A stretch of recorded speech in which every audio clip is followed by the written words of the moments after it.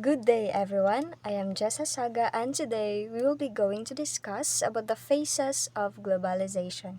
But before we proceed to the phases or the stages, let us have first a quick review of the definition of globalization or what is globalization all about.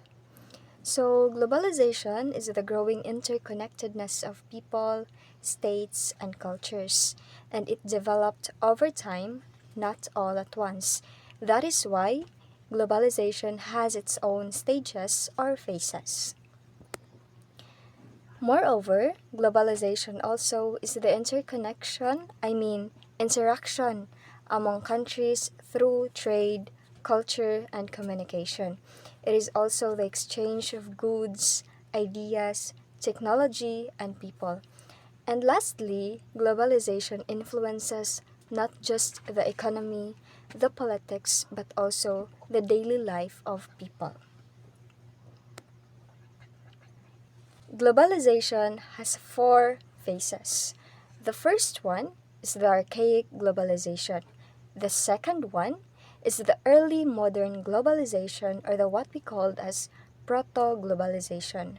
The third one is the modern globalization and the last one is the contemporary globalization. The first phase of globalization is the archaic globalization, in which it is considered as the earliest form of globalization, where ancient civilizations traded goods and ideas. Ancient civilizations are those living in the Indus Valley, like the Sumer, since this globalization occurred during the 1600th century. And some of the key features of this globalization is the Silk Road, the development of the Silk Road, the maritime trade routes, and the slow and limited global interaction. Since during this time, global interaction or global contact already existed but on a small scale. And the Silk Road is the main route of trading during this phase, and it is also considered as the lifeblood of international trading, since during that time silks were very famous and silks are considered as the main products for trading. Next, the key features of archaic globalization. First is the barter and early trade systems. Second is the spread of religion and culture. So during this time, religions like Buddhism, Christianity, and Islam are spreading and creating shared belief systems across continents. So there is already a cultural and religious exchange. Next is that during the archaic globalization, there is no modern technology like the social media or the internet, some computers, and lastly is that localized but connected societies. So the archaic globalization established the fundamental patterns of human interconnectedness, like goods, people, and ideas. And during this time, people enhanced their knowledge and understanding through trading personal knowledge and trading of books and maps, since no social media or no technology existed during this time. The next phase of globalization is the proto-globalization or the early modern globalization. This phase occurred during the 16th to 18th centuries and it's considered as the age of exploration. It is considered as the age of exploration since during this phase, it marked the first large-scale connections between different parts of the world through long-distance travel, trade, and cultural exchange. Also, the European expansion and colonization rises since the maritime European empire rises during this phase and sea travel expanded, linking Europe, Asia, Africa, and Americas. That's why the international trade grows. And here are some of the key features of proto-globalization or the early modern globalization. First is the emerging of colonial empires, the trade of spices, gold, and raw materials, the rise of mercantilism, and the slavery and exploitation of colonies.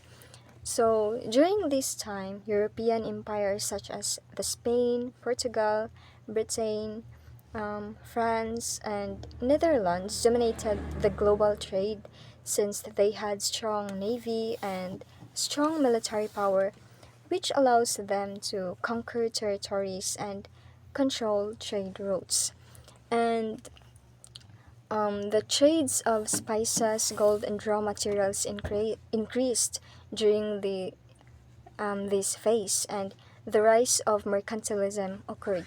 So, mercantilism is an economic system that believed um, an empire an empire-centered economic system where traders and colonies, where trades and colonies are controlled to make the state rich, not to promote free or equal global trade, which causes exploitation of colonies.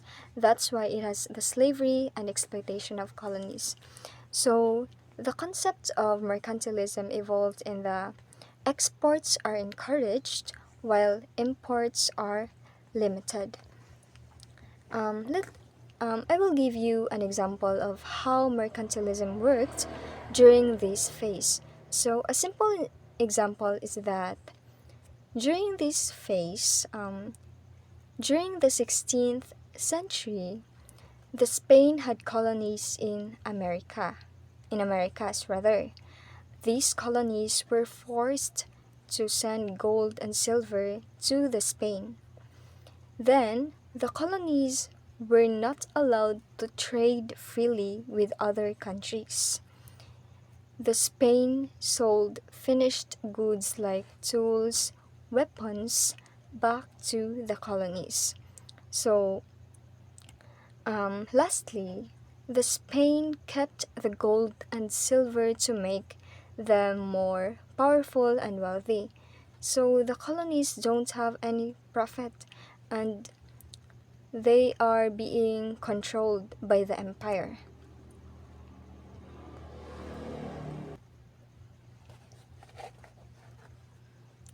In simple terms, the concept of mercantilism is like the colonies supplied raw materials to the empires, then the empire turned them into finished products, and the colonies were forced to buy only from the empire. They're forced to buy those finished products. And lastly is that the slavery and exploitation of colonies since during this phase, the forced labor expanded because the empires need cheap labor. So that's why they are enslaving, they enslaved those Africans and indigenous peoples and exploited them. So the proto-globalization were centralized by power, wealth, and trade. Instead of equal global cooperation, it was driven by exploitation where colonies were used as tools for imperial profit rather than partners in global exchange. The third phase of globalization is the modern globalization. So, the modern globalization occurred during the 19th to early 20th century, and it is closely linked or connected to the Industrial Revolution. Since Industrial Revolution introduced factories, machines, and new energy sources that changes the production systems. And compared to the last phase, goods were being manufactured by hand and in small quantities. But during this phase, with the establishment of factories, the goods were being manufactured faster and in large quantities. Because of this, countries need more raw materials to keep the factories running, and it pushed them to expand their trade beyond their borders to strengthen also the global connection. And next is the mass production of global markets. So goods were produced in larger quantities. That is why countries exported finished goods to other countries while importing new raw materials. And nations during this phase became closely linked or economically linked since the production, the consumption, and supply chains of goods covered the national borders. Here are some of the key features of modern globalization.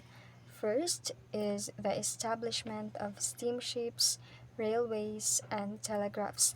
These technologies were a very big help in terms of importing and exporting goods since it reduced the time and cost in trade and coordination with other countries or between countries.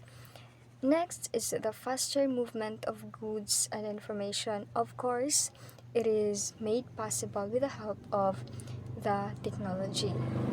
Next is the industrialized countries dominated the global trade.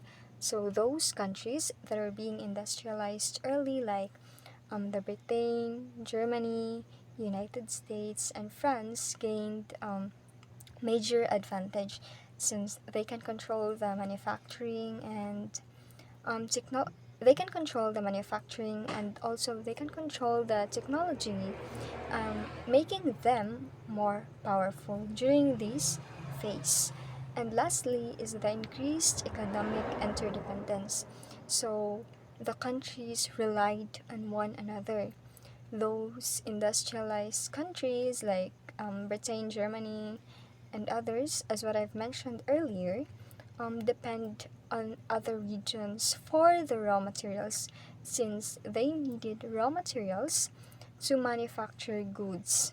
And those non industrialized countries depend on the industrialized ones since they needed the manufactured goods. The phase 4, or the last phase of globalization, is the contemporary globalization. These occur after World War II to the present.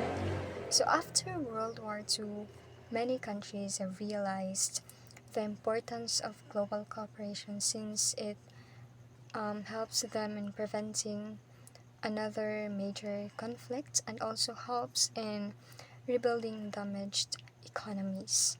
And during this phase, there is a rapid technological advancement. So innovations in computer, mobile phones, satellites, and digital technology transformed how people live, how people communicate, how people work, and how people trade. So technology removed the physical barriers and it allows people and businesses to interact across borders almost instantly. So it allows those businesses to interact with their partner across national borders instantly and in a real time. And during this phase also, the global institutions were formed. Global institutions were formed to um, maintain and prevent peace, to promote economic stability and cooperation. So that is why countries created international organizations that manage global relationships. Here are the key features of contemporary globalization. So the rise of internet and social media use. This it spread trends, information, and ideas faster across national borders in a real time. And also the development of these institutions the United Nations, WTO, or the World Trade Organization, and the World Bank, since these institutions help in maintaining order and maintain fairness in global interactions. So the United Nations promotes peace, security, and international cooperation, while the World Trade Organization regulates global trade and reduces trade barriers. And on the other hand, the World Bank provides financial assistance to developing countries to support growth and poverty reduction. And moreover, during this phase, there is a global communication in a real time with the help of the internet and social media, since the internet and social media allows businesses to operate internationally in a real time because it spreads ideas, trends, information across borders in real time. And lastly, there is a cultural exchange and global issues. So through social media, through internet, cultural exchange has intensified, and um, global issues also are being shared across borders, say, like the climate change, the pandemic um, that happened last year, the issue of tourism, and the economic crisis. So overall, the contemporary globalization is characterized as technologically driven phase. So that is all for the four phases of globalization. But before I end my presentation, um, here are some key takeaways. So, globalization has evolved through different phases, the four phases, and each phase shaped global connections. And understanding these phases helps explain today's world. That is all, and I hope that you have learned something from me. Thank you, everyone, for listening.